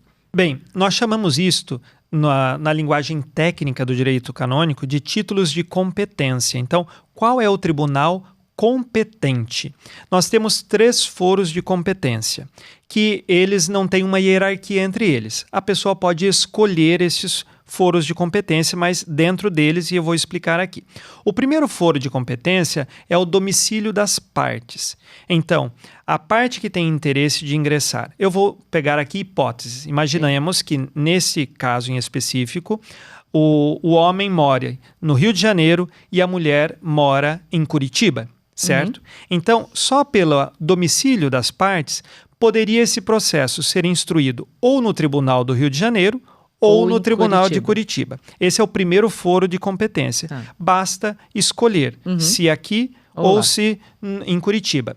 O segundo foro... Mesmo que seja a pessoa que vai abrir mora no Rio de Janeiro e o outro mora em Curitiba. O de Curitiba não quer, mas eu que moro no Rio de Janeiro posso abrir em Curitiba? Pode, desde que prove o domicílio da outra parte em Curitiba, isso com tranquilidade. Esse seria então o foro de domicílio. Agora, o segundo foro de competência é aquele de onde aconteceu o casamento. Vamos imaginar, então, colocando aqui no nosso exemplo fictício, uma parte mora no Rio de Janeiro, a outra parte em Curitiba, mas eles se casaram em Salvador, na Bahia. Então, o Tribunal de Salvador também é competente nesse caso. Ele poderia escolher lá no Tribunal de Salvador. Então, esse seria o segundo foro de competência. Veja que, até agora, no nosso exemplo, nós temos 3 tribunais competentes. E a gente chama isso de competência relativa, ou seja, ambos são competentes e poderiam receber a petição inicial, que se chama libelo. Muito bem. O terceiro foro de competência é o das provas, onde a maior parte das provas será coletada. Imaginemos que vão ser indicadas 4 testemunhas. E as 4 testemunhas, elas residem em Brasília. Então, a maior parte da coleta das provas vai acontecer em Brasília, porque é a residência de todas as testemunhas. Entendi. Então, Brasília se torna também um foro competente de competência relativa. Aí, veja, nós temos então 4 tribunais. Este caso de exemplo, poderia ingressar no Tribunal de Jacarezinho? Não. Entendi. Porque eu estava querendo mandar umas causas lá para o senhor. Não pode. Tem que Tem ter... fila aqui, vou lá atrás do Padre Alex, não pode. Tem que ter uma relação que se encaixa nesses 3 foros. E agora você já pensou se a parte que mora no Rio de Janeiro, ela resolve entrar com o processo, mas não conta para a outra, que é a ex-mulher. Porque as pessoas têm também essa dúvida. O outro tem que querer. Eu falei, não precisa o outro querer. Estou enganada? Vou explicar essa questão. Então, imaginemos que a parte que mora aqui no Rio de Janeiro ingressa com o processo no Rio de Janeiro. E a outra parte, no outro dia, também tem uma luz. Eu também vou entrar. Só que um não conversa com o outro. E entra no Tribunal de Curitiba. E aí, como é que você vai resolver? Porque é o mesmo processo, é a mesma causa, é a mesma história, são as mesmas partes. Aí existe um critério chamado de prevenção, ou seja, o primeiro tribunal que citar e notificar a outra parte, ele ganha a competência absoluta, e aí o outro se torna incompetente. Aí, então, há um critério de prevenção neste caso, tá? A sua pergunta era, se a outra parte não aceita, né? Então, é assim. Ou não sabe, nem tá sabendo que... Porque, às vezes, acontece separar e nunca mais falou com outra pessoa. Não tem nem ideia, sabe até que tá morando lá em Curitiba, mas não sabe nada dela. Certo. Diretamente, durante o processo, em nenhum momento eles terão de se encontrar um com o outro. Isso é fato, não precisa presencialmente, não precisam se encontrar. Mas se o José entrou com o processo de nulidade, ele escreveu uma petição, que se chama libelo. Este libelo, ele será comunicado à outra parte. Isso é essencial para que o processo aconteça. Se a outra parte recebe o libelo, pelos correios. E ela não concorda, ela não quer saber de nada. Não me interessa, eu não quero saber de nada. Não tem problema. O silêncio dela também não vai impedir que o processo vá adiante. Pode demorar um pouco, porque a gente vai ter que esperar os prazos processuais correrem e tudo mais. Ela não vai querer depor? Tudo bem. Isso não interfere que o processo progrida, mas eu digo sempre, pode interferir no mérito da causa, no resultado final. Por quê? Porque às vezes a participação da outra parte seria muito importante para esclarecer a verdade dos fatos. E quando a outra parte não participa, embora não seja algo que vai impedir o processo de acontecer, pode ser que não dê a clareza necessária para que os juízes digam que o casamento foi nulo e então ele será declarado válido, porque há uma presunção do direito que diz, na dúvida, a favor do matrimônio, a favor do sagramento. Pro réu, né? Então, mesma coisa. O processo de nulidade, quem que é o réu do processo de nulidade? É o matrimônio, não é a outra parte. Sim. E isso há uma confusão muito grande entre os casais separados, porque às vezes um entra com o processo, a outra parte pensa que ele está processando ela na igreja, ou ele na igreja, mas não é isso. Não é isso. Quem está sendo, entre aspas, processado neste tipo de processo é o matrimônio.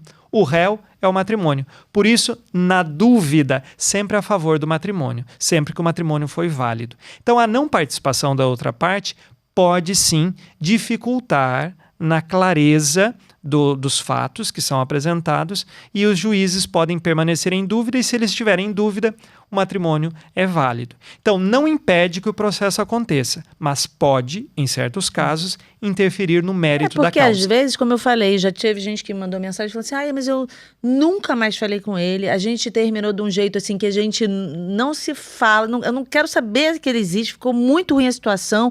Eu falo, mas aí acho que você pode ingressar, né? A pessoa pode ingressar. Pode. Independente se a outra pessoa quer, ou que a outra pessoa, ele não se importa com a religião, ele não quer saber, para ele não diz nada.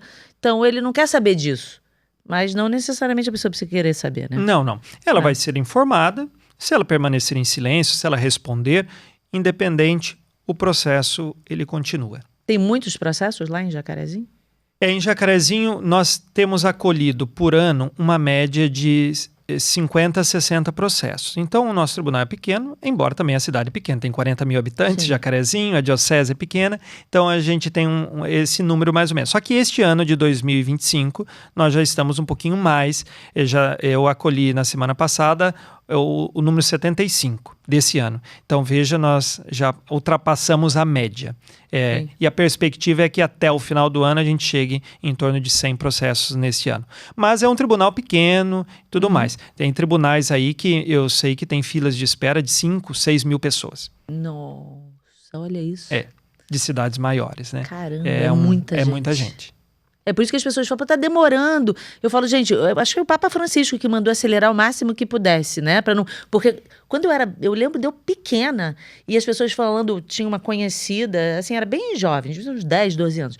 Uma conhecida que entrou com processo de nulidade, o negócio tinha que ir pra Roma, levava assim uns 15 anos, porque tinha que ir pra Roma, e da Roma não sei pro quê, era uma coisa assim, né? Bem difícil mesmo. Mas agora com os tribunais e com esse prazo, só depende mesmo agora da questão da fila, né?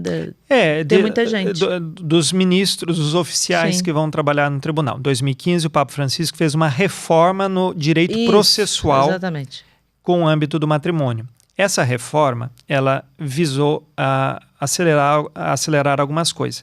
Vou dar só um exemplo. Antes da reforma do Papa Francisco, quando se julgava em primeira instância, era obrigatório que se julgasse nulo o matrimônio, teria que ir para a segunda instância. Então era obrigatória a segunda instância.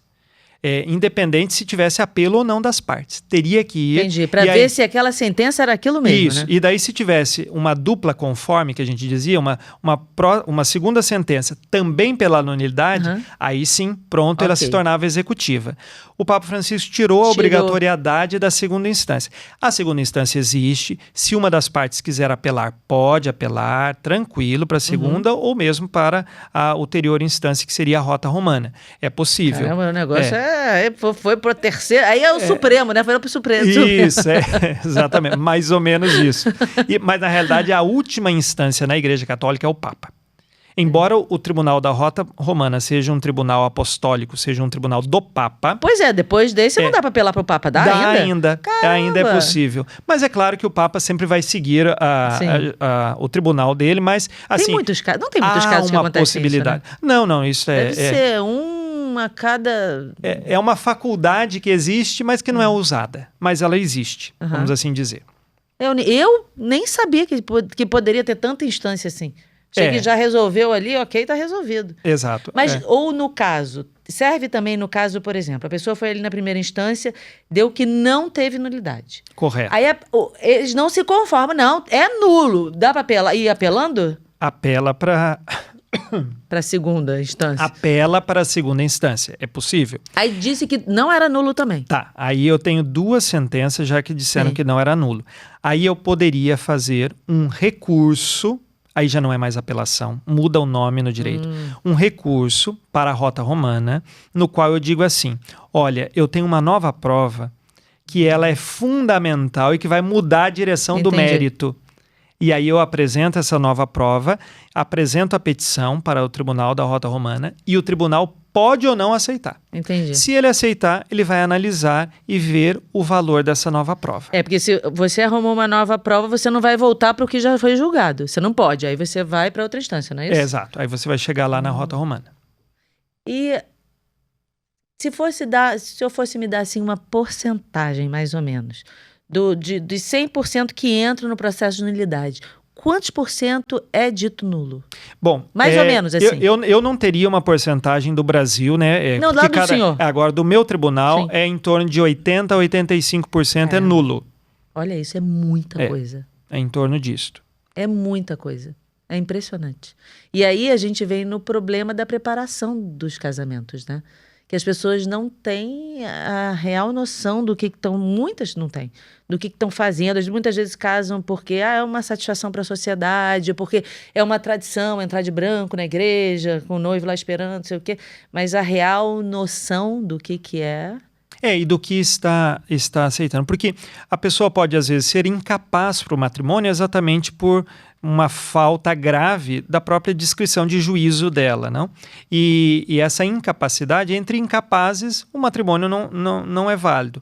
Agora, também há pessoas muito capazes, mas que simulam alguns elementos que são essenciais do matrimônio. Vou dar um exemplo. Uma pessoa capaz, conhece o que é o matrimônio, tal, só que ela diz assim, mas eu quero casar com ele, mas eu não quero ser fiel. Porque a amante ou o amante está lá no primeiro banco da igreja como padrinho ou madrinha do casamento deles. Já teve isso. Então, ou seja, o que acontece? A pessoa ela está se casando, ela quer o casamento, mas não quer o casamento por inteiro, porque a fidelidade ela não quer. E é claro, infidelidade não é causa de nulidade. Então, isso é importante dizer. Isso é importantíssimo, porque há pessoas que pensam assim... Namoraram 5 anos, nunca houve infidelidade. Casaram, viveram 15 anos, nunca houve infidelidade. 15 anos depois teve uma esporádica infidelidade que pode até ter durado alguns anos, depois do 15º ano. Porém, esse fato acontecido 15 anos depois não torna nulo uma coisa de 15 anos atrás. Não, verdade. Isso não. Então, no caso da infidelidade, ela tem que ser algo que esteja estruturado de modo que a pessoa, ela quer o casamento já com a intenção de ser infiel, seja porque na prática ela já tem alguém, ou seja porque na prática ela fala assim, eu vou ter alguém.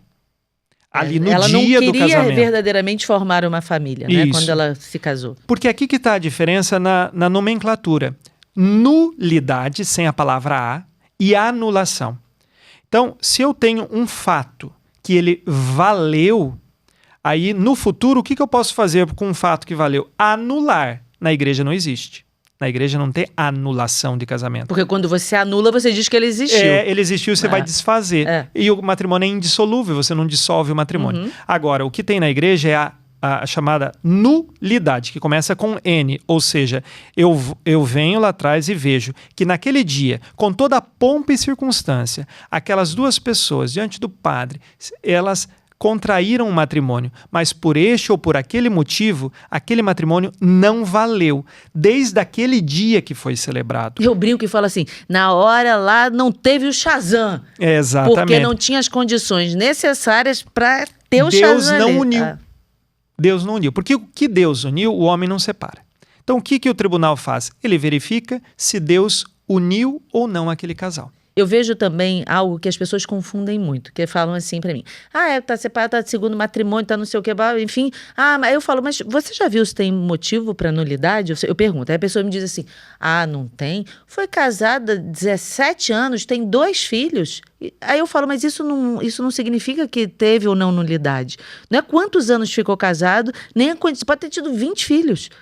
Mas o que vai ser avaliado é o período do namoro até o casamento, ali se teve realmente todas as condições para ter tido vínculo. E a pessoa às vezes confunde as coisas, né? Fala que pela quantidade de filhos, pelos anos que tiveram juntos, que não tem nulidade. Eu falei, não é por aí. Não é isso que é avaliado. Porque às vezes a pessoa casa porque uma circunstância, ou porque estava grávida, não estava 100% disponível para aquilo. Não, tinha que casar porque estava grávida, era uma satisfação para a sociedade. Isso não é motivo, isso não forma um vínculo. Exato. Né? Você estava fazendo para dar uma satisfação, não porque você queria verdadeiramente constituir uma família ali. A quantidade de tempo que viveu, é claro que quanto mais anos vivem, mais demonstra que talvez aquilo pode ter sido válido. Mas não é isso que é o definidor. Um casamento que durou 1 mês pode ser um indício de nulidade. Um casamento que durou 20 anos também pode ter sido nulo, porque o que vai ser verificado é o antes, o dia e alguns elementos, é claro, posteriores, que só vão corroborar algo que já existia antes do dia do casamento. Então, não importa o tempo que tenha mantido esta união, o fato da nulidade ele está mais lá no passado do que, de fato, nas causas presentes ou, sobretudo, da separação. É exatamente isso. Isso que as pessoas precisam atentar, né? E que existem vários motivos. Como eu falei, imaturidade, erro de pessoa.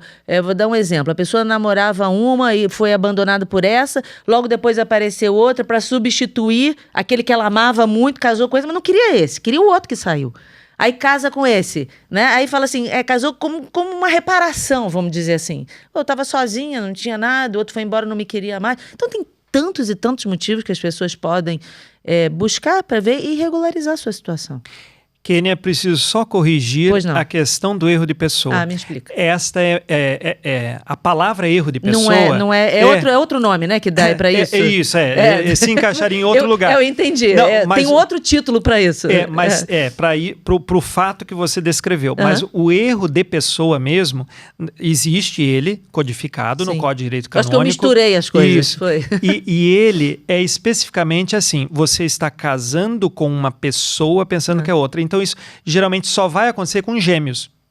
Então, o homem, ele estava namorando a Maria, mas a Maria tinha uma irmã gêmea idêntica, que era a Joana. E aí, no dia do casamento, ele está casando com a Joana, porque a Joana está enganando. Isso é erro de pessoa, estritamente é isso que é erro de pessoa. E se a pessoa, por exemplo, chega para outro e fala, olha, eu sou o João, eu sou, sei lá, vou inventar aqui. Eu sou empresário, eu faço isso, minha vida é assim, minha vida é assado. Você acreditou nessa história que essa pessoa te contou.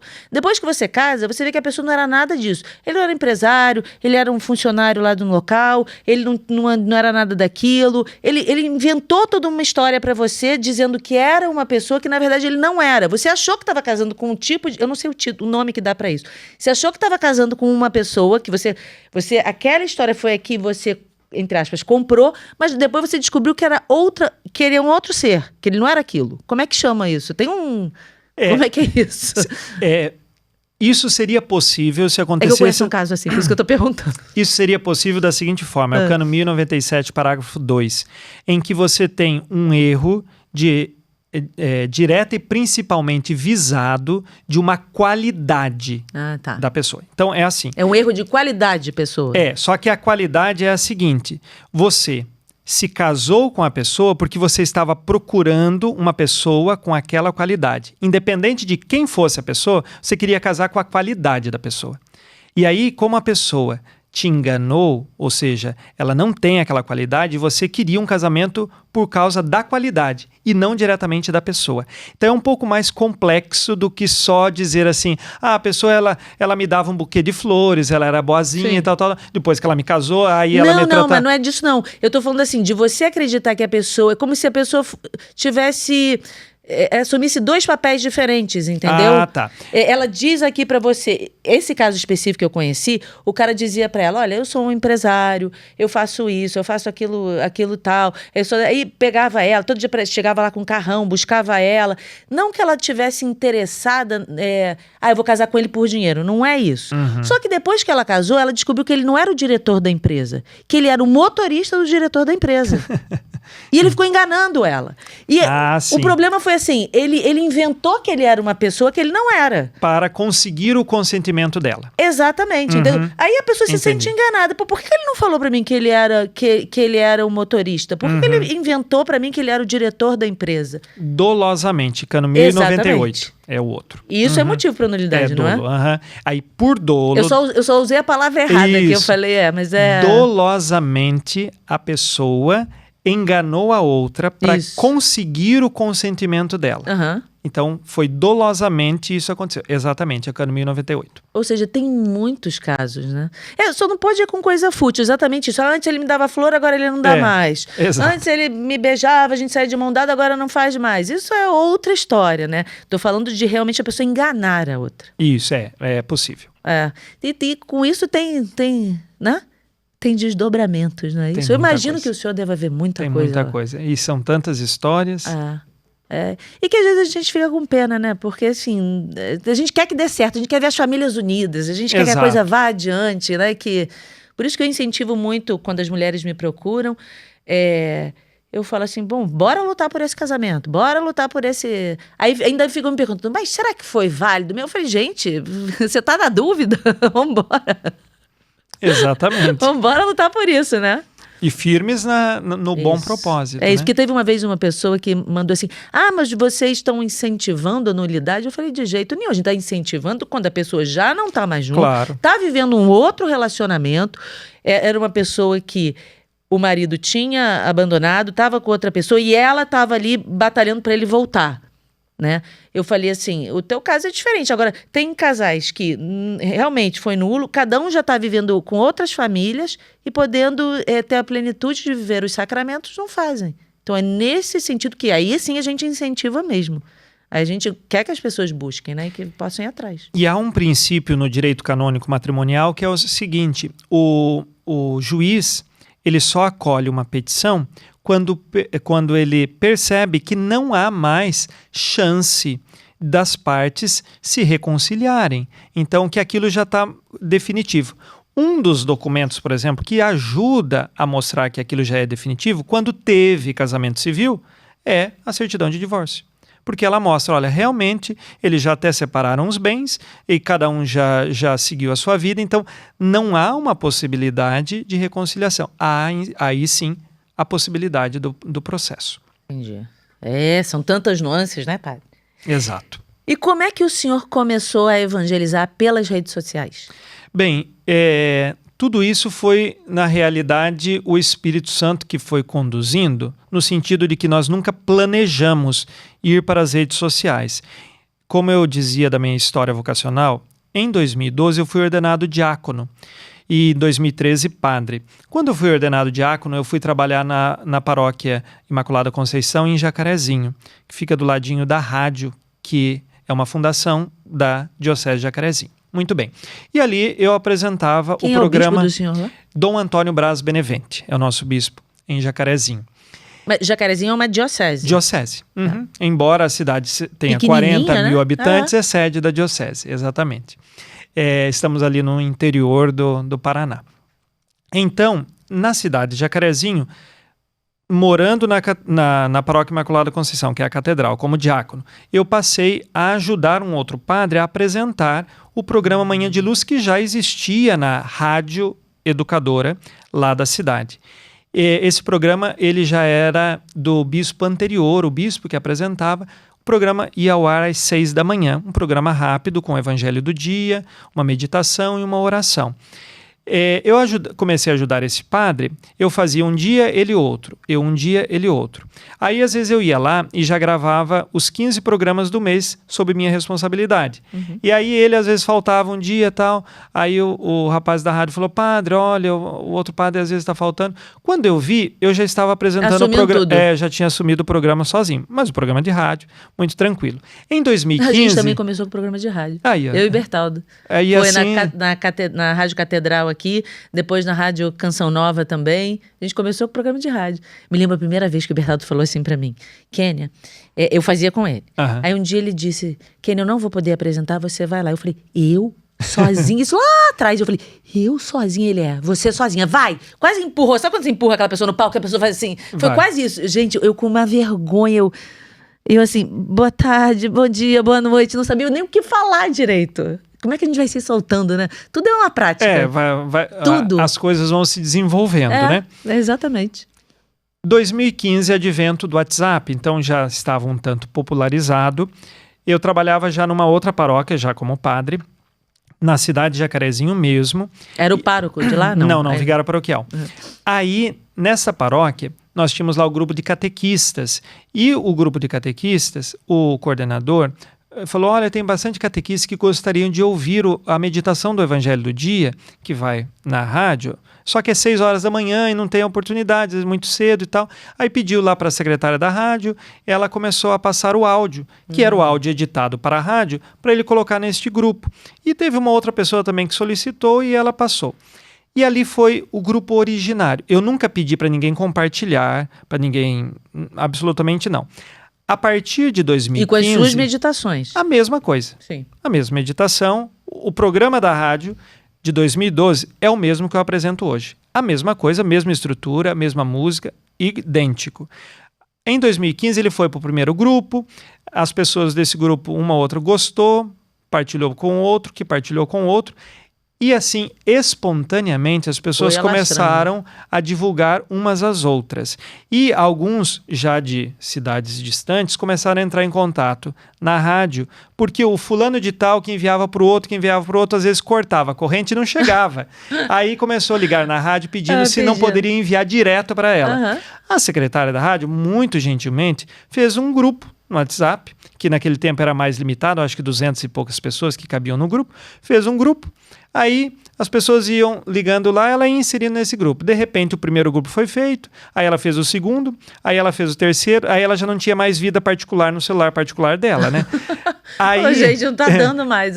Aí a rádio adquiriu um número específico para isso, com um aparelho específico, e aí começou a criar os grupos e ia enviando. Normalmente aí foram 50 grupos, 100 grupos, 150, 200, e aí foram aumentando os grupos espontaneamente, mas eu nunca pedi para ninguém compartilhar. Sim, eu entendo. Um vai falando para o outro e a coisa vai crescendo. 2015 a 2019, isso então se popularizou pelo WhatsApp. Só que a gente nunca teve uma métrica, porque pelo WhatsApp a gente não tem como medir a quantas pessoas chega e quantas ouvem. Você tem como saber, eu tenho tantas pessoas cadastradas nos grupos. E esses grupos, é interessante que as pessoas que se cadastravam a eles recebiam e criavam outros grupos.